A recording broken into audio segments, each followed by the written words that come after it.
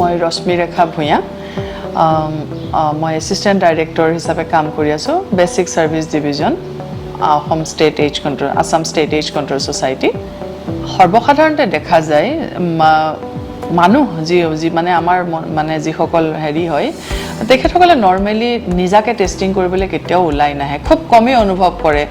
হয়তো তেওঁলোকে নানান ধৰণৰ কাৰ্যত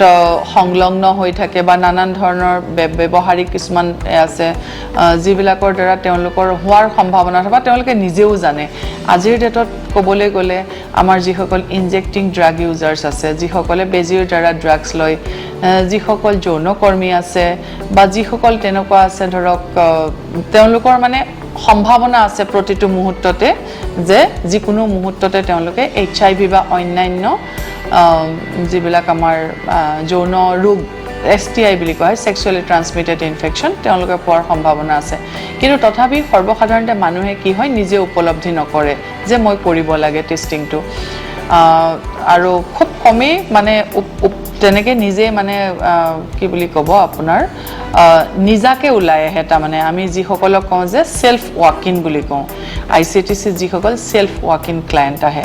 তা মানে নিজে বুজিছে নিজৰ সমস্যাখিনি বা নিজে বুজিছে যে নিজে ক'ত কি ভুল কৰি আছে বা কি কাৰণে তেওঁ HIV ৰ প্ৰয়োজনীয়তা আহি পইচা টেষ্টিং কৰাৰ তো বা অন্যান্য তেনেকুৱা যিবিলাক ইনফেকশন আছে যেনেকৈ হেপাটাইটিছ B C হওক HIV হওক STI টেষ্টিং হওক সিফিলিস টেষ্টিং হওক সেইবিলাক কৰিবলৈ খুব কম সংখ্যকে নিজে বুজি ওলাই বাকিসকলে কিয় নাহে কাৰণ তেওঁলোকে ভয় কৰে যদি মই কেনেবাকে ডিটেক্ট মানে মোৰ আক্ৰান্ত হৈ যাওঁ তেনেহলে মোক সমাজে কি ক'ব কাৰণ কি হয় HIV সাবজেক্টৰ লগত স্টিগমা আৰু ডিসক্ৰিমিনেশন মানে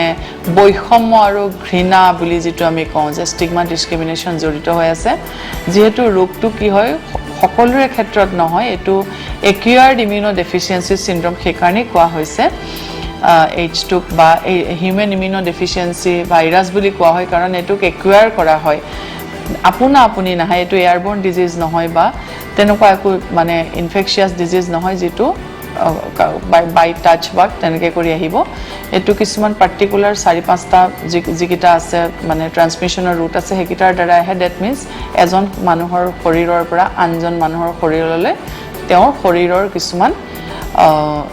ফ্লুইড বা আমি ক'বলৈ গ'লে মানে ডাইৰেক্টলি আক্ৰান্ত মানে কন্টেক্টত আহিব লাগিব গতিকে তেনেকুৱা ক্ষেত্ৰত কি হয় সৰ্বসাধাৰণতে মানুহে ভাবে যে যদি মই আক্ৰান্ত হম তেনেহলে বাকি সৰ্বসাধাৰণ মানুহে বা মোৰ পৰিয়ালৰ মানুহে বা সমাজৰ মানুহে মোক ঘৃণা কৰিব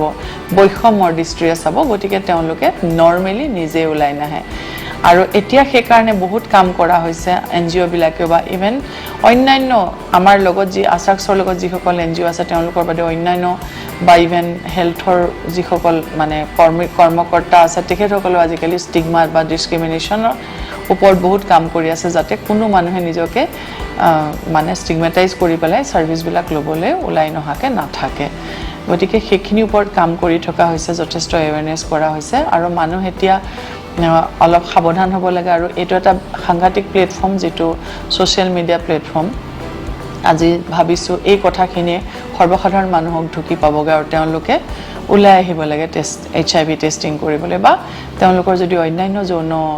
ৰোগ আছে বা তেনেকুৱা কিবা আছে তেনেহলে তেওঁলোকে অতি সোনকালে আহি ডক্টৰৰ পৰামৰ্শ ল'ব লাগে